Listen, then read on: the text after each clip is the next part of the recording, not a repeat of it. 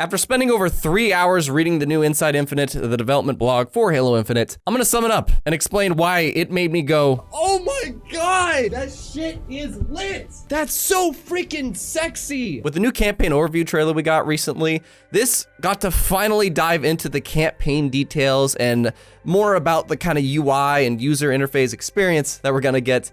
And that might sound boring to you, but hold on. The campaign stuff is really juicy. If you don't know what Inside Infinite are, it's basically, it's a development blog from 343, the people developing Halo Infinite.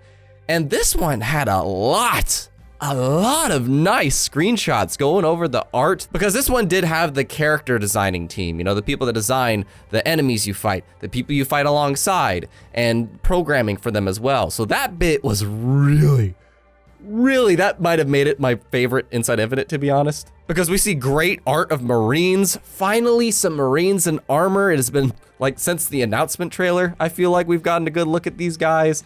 The new, Jackal designs, Grunts look so good. And just them honoring legacy. They even talk about how the Elite's art style, they wanted to go back. They really wanted to go back to legacy because in the newer Halo games that 343 did, they made Elites big. They made them hulky. They made them dinosaurs. And if they still had those designs, there would be no point in bringing Brutes back. And you get a good look at the Brutes too. In fact, when you get a look at the Brutes, they confirm that Craig is actually a big reason why they got the extra year to polish this game, which is really fascinating to find out. And speaking of Craig, you see, seriously, a lot of people put this up, the glamour shot of Craig before and Craig after, and Craig, he looked good right now. It was also interesting to find out that the Brute's armor not only does it no longer look like plastic, thank God they have so much more texture on it, but also it falls off as you damage it. As you start to shoot off Brute's armor, they literally can be naked, not like literal naked, but they have like a tech suit underneath. You can shoot off technically all pieces of their armor. And every soldier, faction, whatever of the Banished, they have different ranks and colors throughout. And so with that, you're definitely gonna get that colorful look that Halo Combat Evolved had, and recognize if you see, say, the yellow Elite example they give from Combat Evolved, if you see somebody with a certain color, you're like, uh-oh, that's a top ranked person. But that's the art. What to me is really freaking hot and sweaty in this thing is the AI, the programming that they did behind each of the enemies and things you fight in this game. For example, the Elites and Brutes play very differently, just like as they did in Halo 2, I would argue, but now it's just on a whole other level. For example, Elites, they are much more slender and tactical and sleek, and because of that, they're gonna take cover when they're getting really damaged. Whereas Brutes, not all of them, which is really cool to hear, not all of them, but a lot of them are gonna get very aggressive and go berserk on you or face the challenge head on, because that's just what Brutes are. They are brute force people.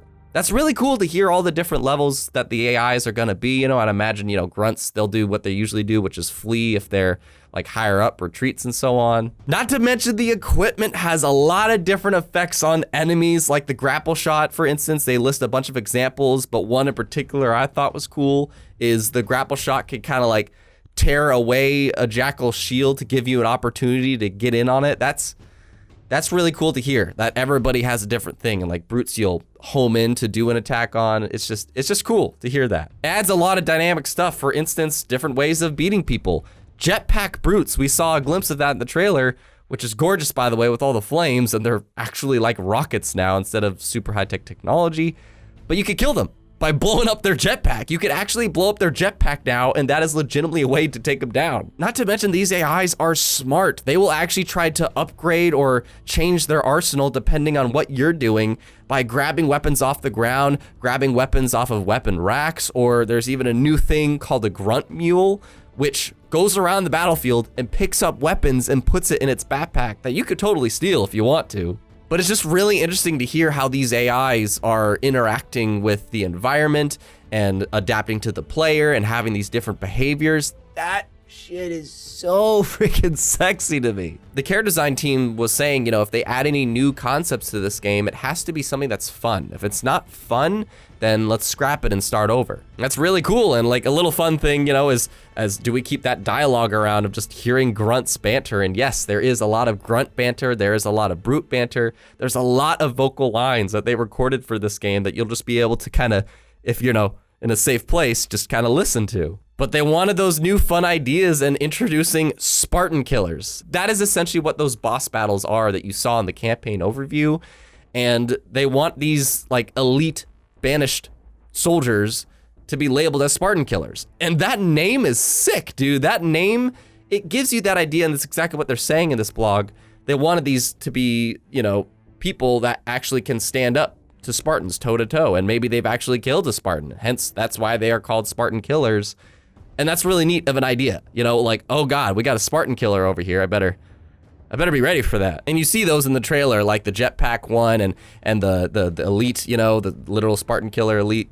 But there's also new enemies that they have in mind, like the skimmers, and they explain how the skimmers are not flying enemies, but more hover. They don't want flying bug-like enemies from like the Halo 3 and 2 ones, because they feel like first-person wise, if you have to look up, it's gonna get really disorienting and not as fun. So does that mean we won't have watchers around anymore? To which, thank God. But apparently this is just scratching the surface. Like them saying that in this blog, I'm like, you got balls, because they're saying it's just scratching the surface of the Ring's mysteries, including its new enemies. And I'm like, these Spartan killers and skimmers is just scratching the surface.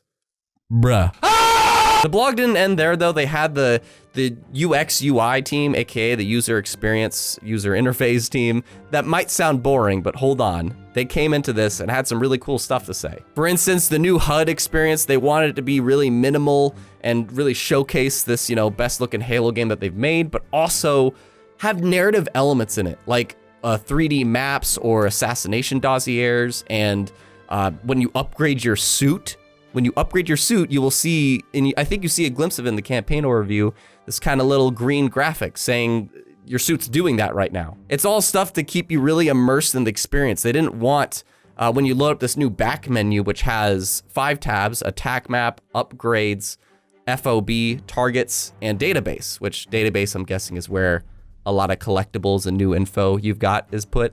But they want you to be able to go back and forth between it seamlessly to keep the flow of the game going, to keep you in that fun experience that I mentioned earlier. And that's just freaking cool. But when you look at that tac map, dude, that tac map has so much.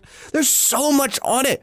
I hope I have a screenshot put up of it right now, but there's so much on this map with, you know, just things to do and missions and fast travel and collectibles. Holy crap, there's a lot of collectibles in just this area alone in comparison to like getting the one skull that's on the map. It does have me a bit worried though. Like, will there be a traditional campaign option for people if they don't want, you know, this grandiose Halo experience? Will there be ways that they could just kind of follow a path and make it as linear of a campaign as possible? If people want that, I really hope they have the option to. And while this Inside Infinite was mostly about the campaign, there were still some nice multiplayer details. For instance, they confirmed that multiplayer, all the locked pieces of armor that are, you know, in there, you can not only see them, so you can just see how will that look on me, but you can also see how do you get them? How do you unlock it? And you can favorite Spartan pieces and outfits that you've seen on other players, and that can kind of remind you what you're working towards and what you really like seeing that you might not have yet. And with those favorites or maybe other things, you can use filters. Long gone are the days that you're in Halo 5 and just scrolling through a long list of things. You could actually filter items and armor pieces to just find it a lot quicker. And this one, man, this is the kicker. In the armor hall, you can have multiple saved outfits. What?